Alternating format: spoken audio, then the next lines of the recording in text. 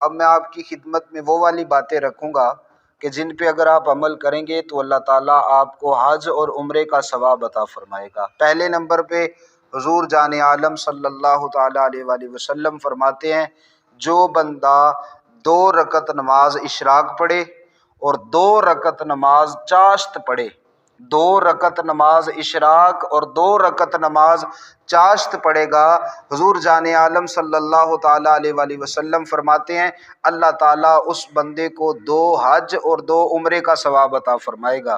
جو بندہ 2 رکعت نماز اشراق پڑھے گا اور 2 رکعت نماز چاشت پڑھے گا۔ آگے چلیے تو جان عالم صلی اللہ تعالیٰ علیہ وآلہ وسلم کی خدمت میں ایک نوجوان حاضر ہوا تو آ کے عرض کرنے لگا، یا رسول اللہ صلی اللہ تعالیٰ علیہ وسلم، میرے لیے کیا حکم ہے، مجھے کوئی نصیحت فرمائیں۔ تو جان عالم صلی اللہ تعالیٰ علیہ وآلہ وسلم فرمانے لگے، اور نوجوان تو دین کا علم سیکھنا شروع کر دے۔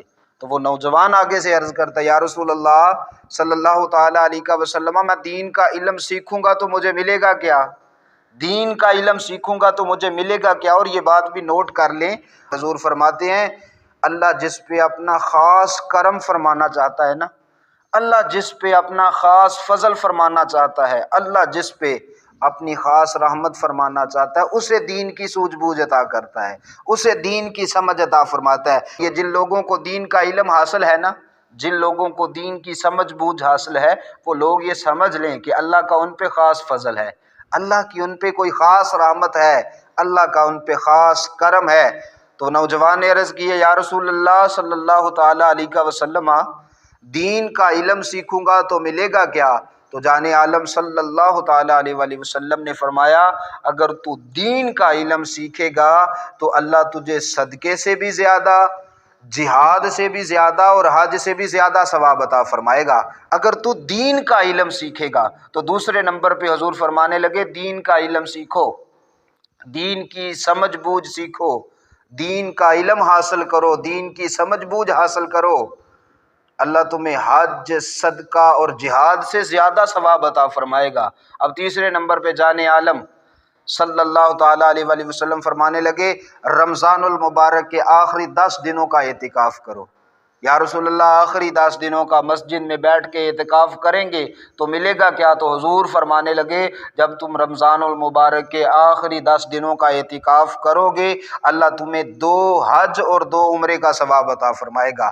یہ میں آپ کو وہ والی باتیں عرض کر رہا ہوں جن پہ اگر آپ عمل کریں گے تو اللہ آپ کو حج اور عمرے کا ثواب عطا فرمائے گا۔ اب چوتھے نمبر پہ جان عالم صلی اللہ تعالیٰ علیہ وآلہ وسلم نے فرمایا، 2 روٹھے ہوں میں صلح کروا دے، 2 ناراض بھائیوں میں صلح کروا دے، اللہ تجھے 2 حج اور 2 عمرے کا ثواب عطا فرمائے گا۔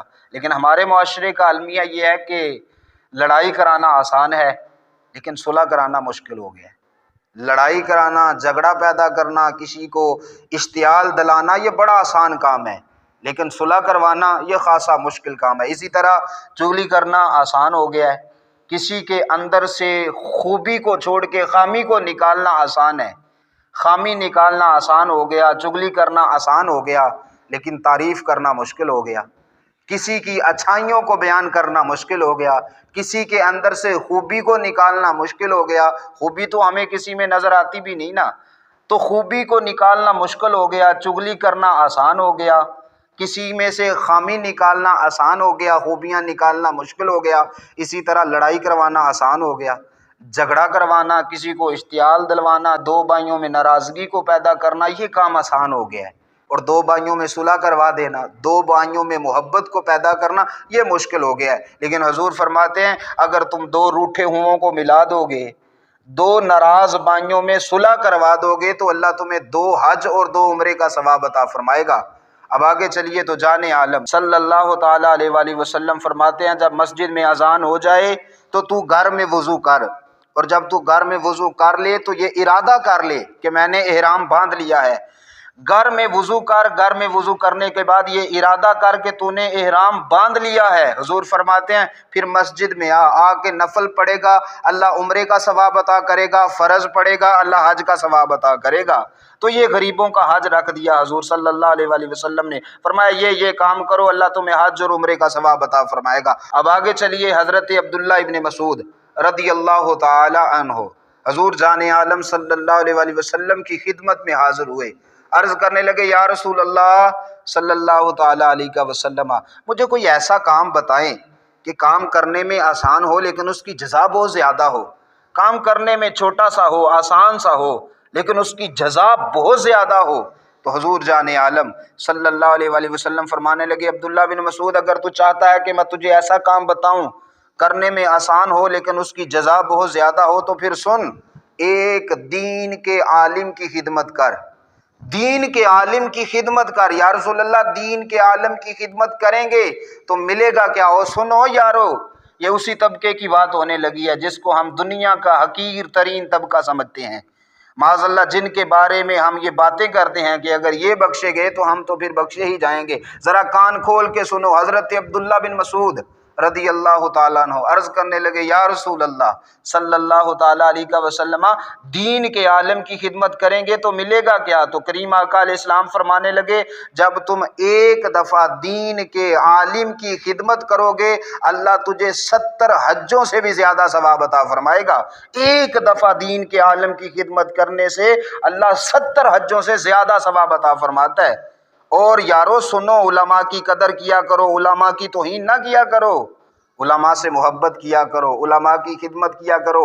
मैं आपको रूहुल बयान से ये बातें दिखा सकता हूँ। हजूर जान आलम सल्लल्लाहु ताला अलैहि वसल्लम ने फरमाया, जिसने किसी मुत्तकी आलिम दीन की ताबेदारी की, जिसने किसी मुत्तकी आलिम दीन की ताबेदारी की, हजूर फरमाते हैं वो यूं ही समझे कि उसने अपने नबी की ताबेदारी की। और जिसने किसी मुत्तकी आलिम दीन के पीछे नमाज पढ़ी, हजूर फरमाते हैं वो यूं ही समझे, ऐसे ही समझे कि उसने अपने नबी के पीछे नमाज पढ़ी। और हजूर फरमाते हैं जिसने मुत्तकी आलिम दीन की खिदमत की, वो यूं ही समझे उसने अपने नबी की खिदमत की। ये उस तबके की बातें हैं, उस तबके की हजूर शान बयान कर रहे हैं कि जिस बंदे को घर में कोई नहीं जानता, बाहर भी कोई नहीं जानता, वो भी आके उलमा को बातें करता है, वो भी उलमा के बारे में ज़बान दराजी करता है। यारो याद रखना, आला हज़रत ने इस बात को लिखा। आला हज़रत इमाम अहले सुन्नत शाह इमाम अहमद रज़ा खां फाजिल व मुहद्दिस बरेलवी रहमतुल्लाह ताला अलैह, आप फरमाते हैं, जो बंदा उलमा की तौहीन करता है ना, जो बंदा उलमा की तौहीन करता है, जब वो मरेगा तो उसके पास ईमान कोई नहीं होगा। बेईमान होके इस दुनिया से जाएगा, बेईमान होके, ईमान से हाथ धो बैठेगा जो उलमा की तौहीन करता है। उलमा की तौहीन ना करना, ये अंबिया के वारिस हैं, इनकी खिदमत करना। इनकी खिदमत करोगे तो हुजूर फरमाते हैं, तुम एक दफ़ा जब एक मुत्तकी आलिम दीन की खिदमत करोगे, अल्लाह तुझे 70 हज्जों से ज़्यादा सवाब अता फरमाएगा। अब आगे चलिए, हुजूर जान आलम सल्लल्लाहु ताला अलैहि वसल्लम ने फरमाया, ओए अपने बूढ़े वालिदैन का चेहरा मुस्कुरा के देख लेना। जाओ जी, मुस्कुरा के अपने बूढ़े वालिदैन का चेहरा देख लेना, अल्लाह तुझे कबूल हज का सवाब अता फरमाएगा। बूढ़े वालिदैन का चेहरा मुस्कुरा के देखना शर्त है, मुस्कुरा के बूढ़े वालिदैन का चेहरा देख लेना, अल्लाह कबूल हज का सवाब अता फरमाएगा। एक सहाबी खड़े हुए, अर्ज करने लगे, या रसूल अल्लाह सल्लल्लाहु अलैहि वसल्लम, अगर कोई एक दिन में अपने वालिदैन का चेहरा 3 दफ़ा मुस्कुरा के देख ले तो क्या उसे 3 हज्जों का सवाब मिलेगा? तो हुजूर फरमाने लगे, हाँ, अगर कोई एक दिन में 3 दफ़ा अपने वालिदैन का चेहरा मुस्कुरा के देखेगा, अल्लाह उसे 3 हज्जों का सवाब अता फरमाएगा। एक सहाबी और खड़े हुए, या रसूल अल्लाह, अगर कोई 10 दफ़ा देख ले, फरमाया उसे 10 हज्जों का सवाब अता किया जाएगा। एक सहाबी और खड़े हुए, अर्ज करने लगे, या रसूल अल्लाह सल्लल्लाहु ताला अलैहि वसल्लम, अगर कोई एक दिन में अपने वालिदैन का चेहरा 100 दफ़ा मुस्कुरा के देख ले तो क्या उसे 100 हज्जों का सवाब मिलेगा? हजूर फरमाने लगे, तेरे रब की रहमत बड़ी वसी है, तो एक दिन में 100 दफ़ा अपने वालिदैन का चेहरा मुस्कुरा के देख, अल्लाह तुझे 100 हज्जों का सवाब अता फरमाएगा। मुस्कुरा के देख जाके वालिदैन का चेहरा, अल्लाह कबूल हज्जों का सवाब अता फरमाएगा।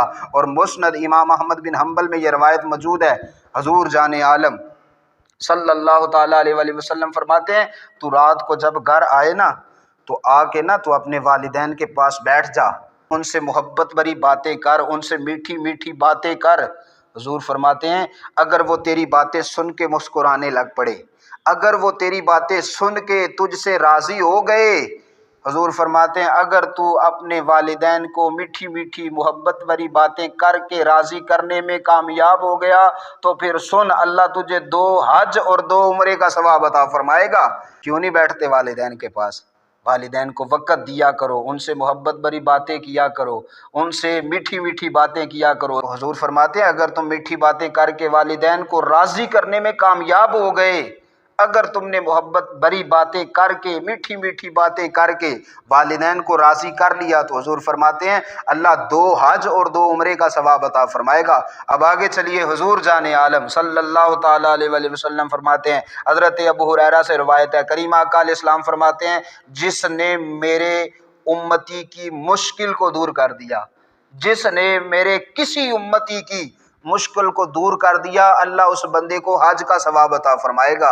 जिसने मेरे किसी उम्मती की हाजत को पूरा कर दिया, मेरे किसी उम्मती के दुख का मुदावा कर दिया, उसकी तकलीफ़ को, उसकी परेशानी को, उसकी मुश्किल को दूर कर दिया, हुजूर फरमाते हैं अल्लाह उसे हज का सवाब अता फरमाएगा। अब आखिरी बात सुने, मुस्लिम शरीफ में मौजूद है, हुजूर जाने आलम सल्लल्लाहु ताला अलैहि वसल्लम फरमाते हैं अल्लाह ताला ना क़यामत वाले दिन कुछ लोगों को हुक्म देगा, जाओ भाई मैंने तुम्हारे लिए जन्नत के फैसले कर दिए हैं, जाओ जन्नत में चले जाओ।